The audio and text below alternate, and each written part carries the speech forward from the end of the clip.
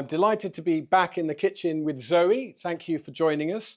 Today I'm in my own kitchen here at home. Ever since I started doing these recipes with Zoe, we've been talking about 30 plants a week and the fantastic benefits it brings you. And now, here's my latest book, How to Eat 30 Plants a Week. And all the recipes from today's session are in this book.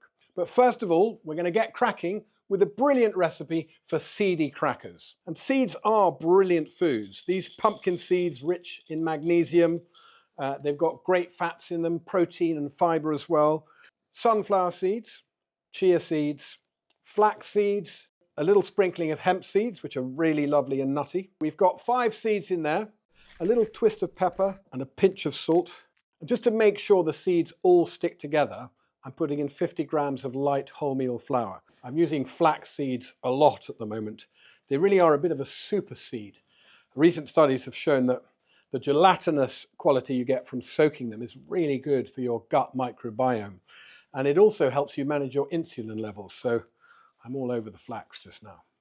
Just bringing the dough together with a splash of water and a good trickle of oil. I'm using olive oil, but you can use any cold pressed oil. Rapeseed oil is also good. By soaking these seeds, they're going to swell before they bake, and that helps release some of their nutrients and makes their goodness more accessible when we munch them up later on.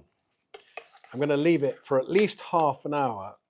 Anything up to an hour is good. And while that's happening, I'll be taking you out into the glorious spring sunshine to my veg patch to get some ingredients. Parsley is the great all-rounder, such a lovely sweet flavour. Lovely. Everyone should grow a few chives. They're so easy you could even grow them in a window box, and there's no better way to deliver a quick punch of that lovely oniony bite. We're just coming to the end of wild garlic season, and there are bits of the roadside and hedge near here that are completely carpeted with it, and I don't need much of it because it really packs a punch. They smell absolutely incredible, and I can't wait to get cooking with them. One of the things I want to serve with our crackers is a lovely raita. It's such a versatile side dish. We eat it with curries a lot, but actually it goes with all kinds of things. I've got these beautiful spring herbs from the garden, and they're all going in. But first, classically for a raita, some cucumber. Obviously, when you grate cucumber, it starts to give off quite a lot of its water, and I don't want the raita to be too watery. So I'm going to give it a good squeeze at this point. I want that lovely fleshy part of the cucumber in the raita, but I wouldn't dream of wasting this juice. Cucumber goes in there. Just straining out the last shreds of cucumber, they can go in there.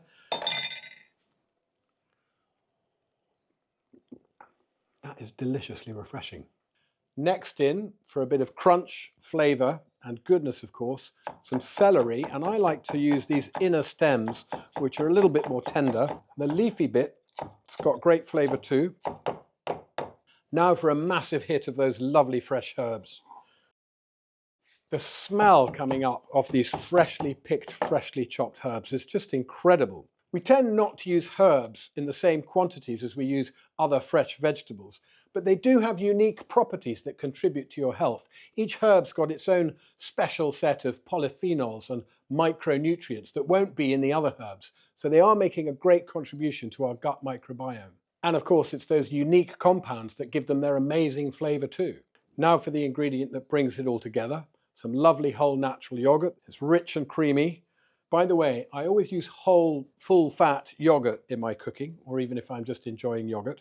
The fat is where the goodness is and the flavour, and if you take it out to make a low-fat product, you've got less flavour and less goodness. And it's not as if whole-fat yogurt is that rich, it's actually just the same amount of fat as whole milk. That's looking gorgeous and glistening and gloopy, and I think ready to go. I'm also going to make my version of the ever-popular smashed avocados.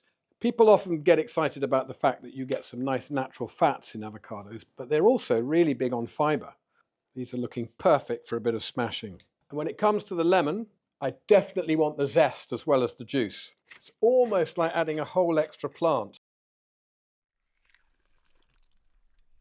A little bit of raw garlic goes a long way, and I only need a whisper of it with the avocado.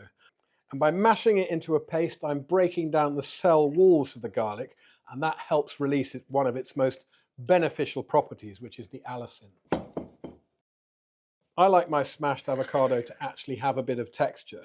So it's not mashed into a complete puree, but just broken up with some rougher bits. There we go, smashed it.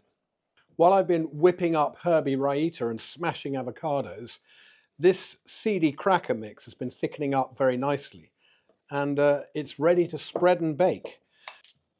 I just want to concentrate on spreading this out nice and flat. It almost wants to be just the thickness of a single seed. A little bit thicker, but not too much. All bound together by the sticky flour and the gloopy flax and chia seeds. I know from experience that I need to pretty much fill this parchment. So I'm just going to keep spreading. It's quite therapeutic actually, just pushing, spreading, evening it out.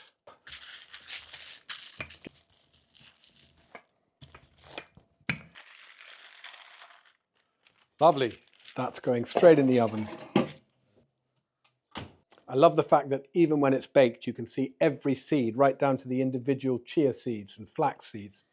It's looking gorgeous. I just need to let it cool down till it's cool enough to break into rough little crackers. These slightly tougher outer bits of the fennel are not going to get wasted. I'll be shredding them up and adding them to my next fermentation. They're brilliant ingredients for sauerkrauts and kimchis, leaving me the slightly more tender heart for munching up raw.